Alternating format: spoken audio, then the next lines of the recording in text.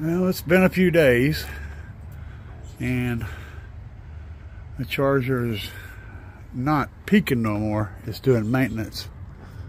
I just come out here and opened up everything, and we were sitting at 13.5 on the gauge back there, so that's a good sign.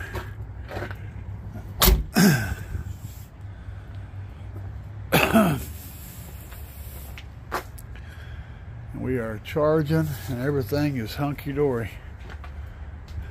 It's good to see.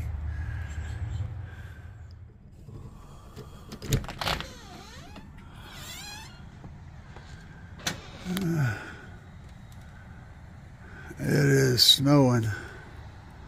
It ain't lightly snowing, but it is snowing.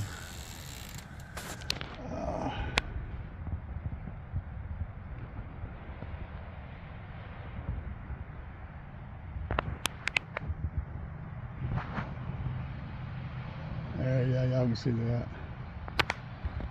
That's the neighbor's old Oldsmobile. That Oldsmobile has got a like a 1980 or 1979 or something Oldsmobile underneath it. So there's a complete drivetrain out of a late 70s Olds in there. Oh man.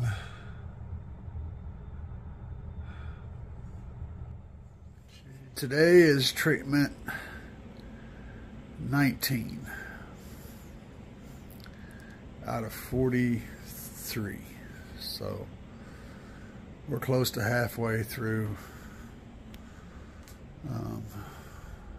the treatments.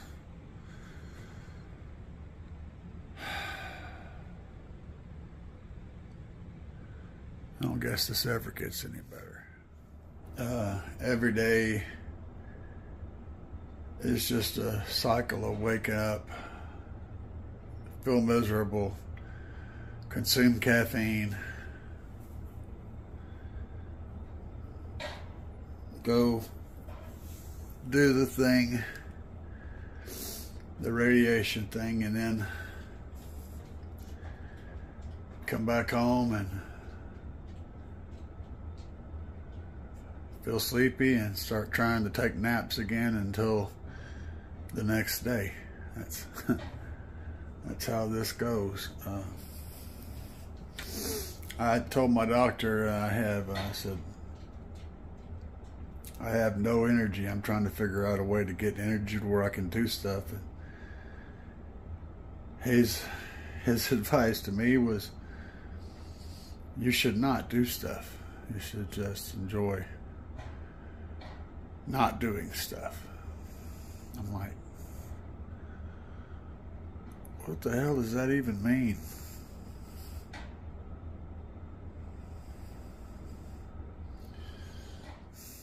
What up, buddy?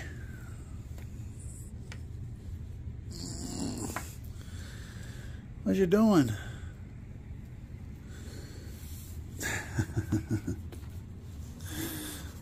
Yeah, butt scratches. Butt scratches. Hey. Hey. What you doing?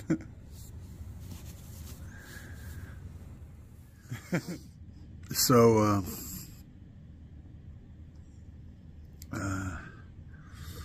not yesterday, but last Tuesday, I asked the doctor, because every Tuesday we talk to the doctor. And I asked him, what happens at the end of these treatments? And he says, well, we'll test you and see where we are. And he said, what should be going on is you should be good, man. We should be in good shape. And then you'll come back after 3 months, and you'll come back after 6 months, and you'll come back after a year, so forth and so on. And I asked him, what if it's not good, the test?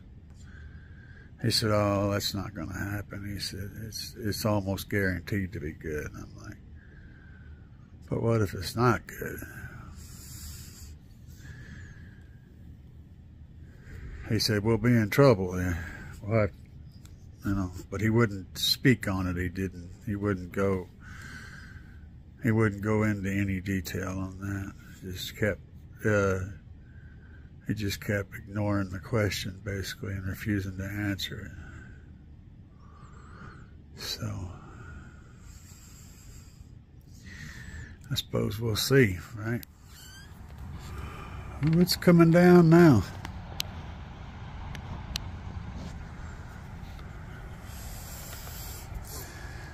I don't reckon it's going to stick on much, but it's definitely coming down.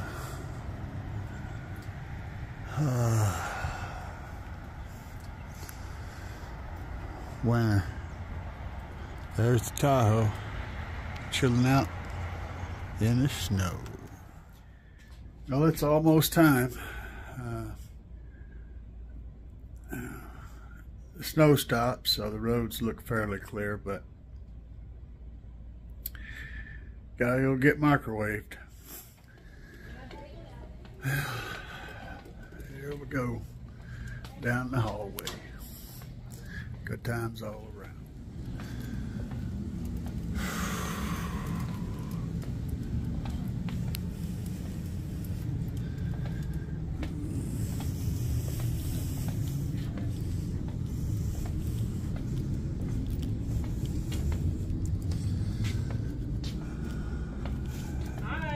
What's up, guys? You know, there's another exciting day in the treatment, the world of treatments. It's number 19, so 24 more to go, and then we'll see how things go after that. Don't know. Let me tell you about the test process when we find out about this whole thing. The biopsy. A biopsy sucks. I'm not going to try to put no flowers on that and blow sunshine up your butt, pun intended. It's going to suck. If you have the opportunity to be unconscious while you get your biopsy, absolutely do that, because it is a really messed up procedure. Okay, so what they had me do was the first part is when the doctor checks you in the office. That goes by fairly quick. That's not that big of a deal. I mean, it is. It doesn't hurt, but it is extremely awkward and uncomfortable, because the doctor will have you drop your trousers and will put his fingers in your butt and feel of the prostate through your lower intestine, your large intestine. And he doesn't buy you a sandwich before he does it or afterwards, nor does he send you any flowers. So there's that. But at least that's fairly quick and it doesn't really hurt. It's just, yeah. So the doctor does that and goes, huh, that don't feel right. Okay. So then he'll have a blood test run and other stuff to check and see if other signs point to bad things. If those have markers that point to bad things, mine had huge red flags that pointed to very, very bad things. Then you have to get the biopsy. Now, the biopsy is very similar to what the doctor did, except for instead of fingers, you've got basically what amounts to a core sampler. If you've seen whenever they drill down into the earth and they pull up these long cylindrical chunks of ground with multiple layers in it, and they can see, you know, things that happened in the past based on the layers. That's what they're going to do in your butt. So I laid down on my side and exposed my posterior to the doctor, and I had a young lady sitting in a chair there in the room with me. And I really appreciate her because she kept my sanity while I was being violated. She talked to me and kept an eye on me, and yeah, that took my mind off tremendously off of what was going on in the back. But what happens is they send a camera up your rectum, and they're looking at the area around the prostate, and then the camera has a little core sampling deal on it, and it shoots through your intestine into your prostate.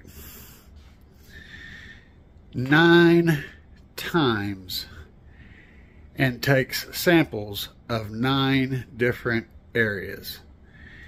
And some of them don't hurt too bad. It feels like something's poking at you a little bit, but nothing painful. Other ones make you want to flip out. Yeah, I don't recommend doing this awake. If you can, like I said, if you have the opportunity to be unconscious when this is done, I highly recommend that you exercise that opportunity. But once they get done with that, then they know just how bad it is. And in my case, it was stage 4, meaning that it had spread to multiple places in my body. It wasn't just in my prostate. I also had cancer in 2 different lymph nodes. One is down by the vein that runs on the inside of my thigh. And the other one is in a lymph node right next to my butthole. So yeah, I essentially have prostate cancer, leg cancer, and ass cancer. What are you going to do, right? I mean, if you're going to do it, go big, right? So we did, and that eliminates a lot of potential treatments. Okay, the first treatment that they have for prostate cancer is simply to remove the prostate. And that works great if your cancer is only in the prostate. The problem is it doesn't do anything for the other spots where I have lymph nodes. And trying to remove them, again, they're not in the best places. So if I had the surgery to remove my prostate, well, that might be fine, except I would still have 2 areas of cancer, and I would still have to go through the radiation treatments and all that stuff because they can't remove those areas. That would strictly be radiation and potentially chemotherapy and other nasty things, so it wouldn't do any good. So, a needle and some thread. We're treating the prostate and the lymph nodes, and then if in the future, if there's issues with the prostate but the cancer is gone in the lymph nodes, theoretically we could have the surgery to remove the prostate. It's a fairly deep surgery. It requires quite a bit of cutting and lots of healing, and it's not ideal, you know. So I don't know. We'll see. We'll see how this all goes. But I wanted to get this story out here for you guys. Anybody that's looking to go through this, if you can get the, if you can find the cancer while it's still just in the prostate, I highly recommend that you take care of it then, because that gives you the best possible chance of a full recovery and a long lifespan.